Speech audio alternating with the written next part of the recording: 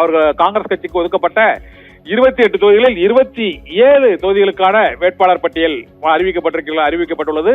மேலூர் தொகுதிக்கான வேட்பாளர் பின்னர் அறிவிக்கப்படும் என கூறப்பட்டிருக்கிறது. காங்கிரஸ் கட்சி போட்டியிடக்கூடிய அந்த 28 தொகுதிகளில் 27 தொகுதிகளுக்கான வேட்பாளர் பட்டியல் அறிவிக்கப்பட்டுள்ளது. மயிலாடுதுறை தொகுதியில் ஜமால் யூனிஸ் முகமது போட்டியிடுகிறார். அறந்தாங்கி தொகுதியில் ராமச்சந்திரன் போட்டியிடுவார் என அறிவிக்கப்பட்டுள்ளது. காரைக்குடி தொகுதியில் மாங்குடி, உசிலம்பட்டி தொகுதியில் சரவணகுமார், சிவகாசி தொகுதியில் கணேசன் அசோகன், திருவாடனை தொகுதியில் ராம கருமாணிக்கம், இதே போல தூத்துக்குடி மாவட்டம் ஸ்ரீவைகுண்டம் தொகுதியில் 2வது முறையாக ஊர்வசி அமிர்தராஜ் காங்கிரஸ் வேட்பாளராக களம் இறங்குகிறார். சிட்டிங் சட்ட எம்எல்ஏக்களாக இருக்கக்கூடிய ஸ்ரீவைகுண்டம் ஊர்வசி அமிர்தராஜ் மீண்டும் அதே தொகுதியில் போட்டியிடுகிறார். வேளச்சேரி தொகுதியில் அசன் மௌலானா, இவர் மீண்டும் ஜே.எம். ஆரூனின் மகன் அசன் மௌலானா 2வது முறையாக வேளச்சேரி தொகுதியில் களமிறங்குகிறார். ஸ்ரீபெரும்புதூர் தொகுதியில் தமிழ்நாடு காங்கிரஸ் கமிட்டி தலைவர் செல்வ பெருந்தகை 2வது முறையாக மீண்டும் அதே தொகுதியில் போட்டியிடுவதாக அறிவிக்கப்பட்டுள்ளது. சங்கரன் கோயில் தனி தொகுதி இந்த முறை காங்கிரஸ் கட்சிக்கு ஒதுக்கீடு செய்யப்பட்டு அங்கு சங்கை கணேசன் போட்டியிடுவார் என அறிவிக்கப்பட்டுள்ளது. அம்பாசமுத்திரம் தொகுதி, நெல்லை மாவட்டம் அம்பாசமுத்திரம் தொகுதியில் வி.பி. துரை வேட்பாளராக அறிவிக்கப்பட்டுள்ளார். நாங்குநேரி தொகுதியில் ரூபி மனோகரன் மீண்டும் 2வது முறையாக காங்கிரஸ் கட்சியின் வேட்பாளராக போட்டியிடுவார் என அறிவிக்கப்பட்டுள்ளது. கன்னியாகுமரி மாவட்டம் குளச்சல் தொகுதியில் டாக்டர் தாரகை கத்பட், விலவங்கோடு தொகுதியின் தற்போதைய எம்எல்ஏ, குளச்சல் தொகுதிக்கு தொகுதி மாறி இருக்கிறார். விலவங்கோடு தொகுதியில் டி பிரவீன் போட்டியிடுவார் என அறிவிக்கப்பட்டுள்ளது. பாரதிய ஜனதா கட்சியின் வேட்பாளராக விலவங்கோடு தொகுதியில் முன்னாள் சட்டமன்ற உறுப்பினராக இருந்த விஜயதாரணி போட்டியிடுகிறார். அந்த தொகுதியில் டி பிரவீன் களமிறங்குகிறார்.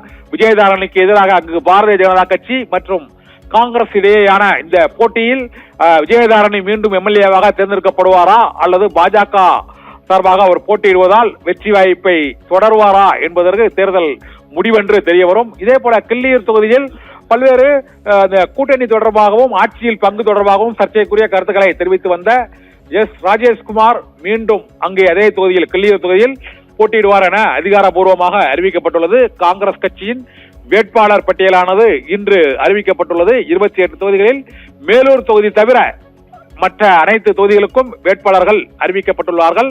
இதில் நாங்குநேரி மற்றும் வேளச்சேரி, ஸ்ரீவைகுண்டம் ஆகிய தொகுதிகளுக்கும் ஸ்ரீபெரும்புதூர் உள்ளிட்ட தொகுதிகளுக்கும் கடந்த முறை போட்டியிட்ட வேட்பாளர்களே மீண்டும் வேட்பாளர்களாக போட்டியிடுவார்கள் என அறிவிக்கப்பட்டிருக்கிறது.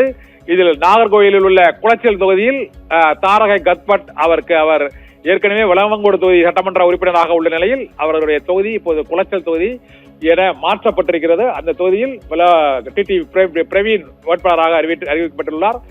பிரவீன் விலவங்கோடு பாஜக வேட்பாளர் விஜயதாரணியை எதிர்த்து அவர் போட்டியிடுவார் என தெரிகிறது.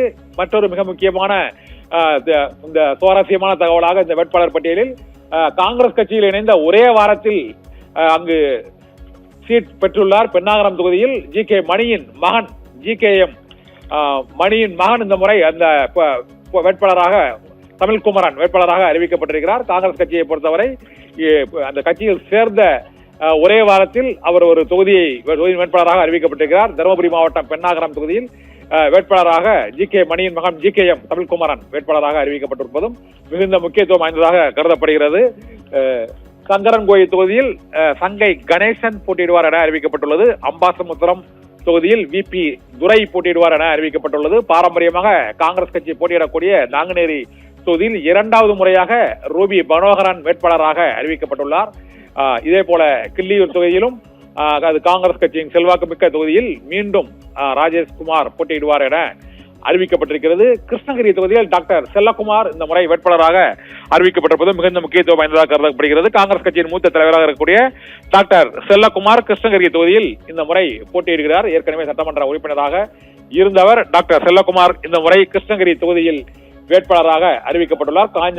காங்கிரஸ் கட்சிக்கு கிருஷ்ணகிரி தொகுதி ஒதுக்கப்பட்டுள்ள சூழ்நிலையில் அதே தருமபுரி மாவட்டத்தில் ஊத்தங்கரை தொகுதியில் குப்புசாமி வேட்பாளராக அறிவிக்கப்பட்டுள்ளார். காரைக்குடி தொகுதியில் மாங்குடி வேட்பாளராக அறிவிக்கப்பட்டுள்ளார். இதே போல ஆத்தூர் தொகுதியில் அர்த்தநாரி வேட்பாளராக அறிவிக்கப்பட்டுள்ளார்.